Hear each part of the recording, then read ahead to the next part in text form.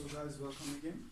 Today we're going to discuss our third experiment of logic gates and truth tables. As you can see that here we have a kind of table which are actually made of the input layers. Here these are inputs and this is output, as we know from our first experiment in Introduction to Logism. So this kind of table is considered to as truth table.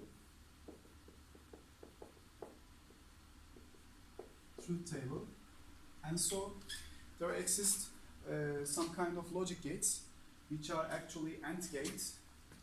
Here we have, it's also symbolized as a half sphere and X and Y, and it's also represented as the multiplication operator. Be careful about guys here. In case if we have a multiplication operator, means that we have an AND gate, and so that here we have, for example, in case 0 to 0 means 0, 0 times 0, and as we can know from the multiplication operator, in case one of them is 0, then the result is also 0. So that for this reason, for AND gate, all the inputs must have the same. All the inputs must have the same. X and Y inputs are should be 1. As in case if we have an output as 1. The second one is actually OR gate. It is also represented with a summation operator, x plus y, and it's also, how to say, we can say that it's represented as a coinciding two hemispheres, so that it's also represented as x plus y. In case if we are dealing with a one summation operator, 1, 1 is enough to have an output as 1, as you can see. In case here we have 1 plus 1 as 1, normally it's also 1, 0, but we are currently we are dealing with the logic OR gate, not actually a summation operator, not completely summation operator. But in case if all of them, all the inputs are 0, then the result is also 0. In the third case, we have NOT gate. A NOT gate is actually also called as a buffer. NOT gate is something like that. And so that we have only one input, x, and this is complementary of x. And so if you are dealing with x and output of x, we have only two possibilities, that's 0 to 1.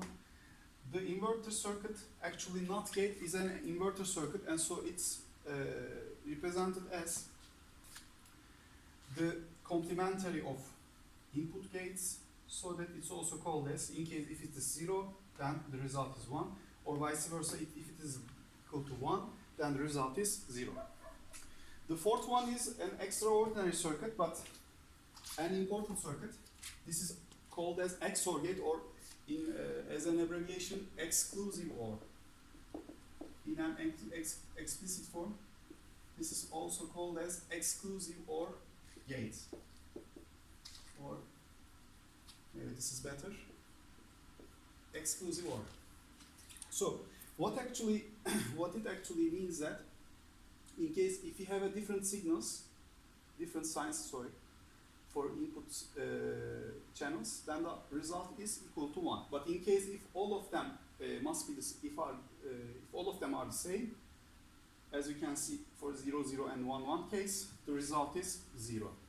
This is also a special circuit, that it's also symbolized as with an OR gate with an also a semicircle, and so that the circuit is actually equal to this circuit, means that x, here we have x, x complementary, y is here, y complementary, and here we have a branch of x, so here is x times y complementary, and here is also x complementary times y, and it's also connected with an OR gate, means that x times y complementary plus x complementary times y, so that the result is, in case if you have different signs for the input channels, the result is 1, but otherwise the results are 0.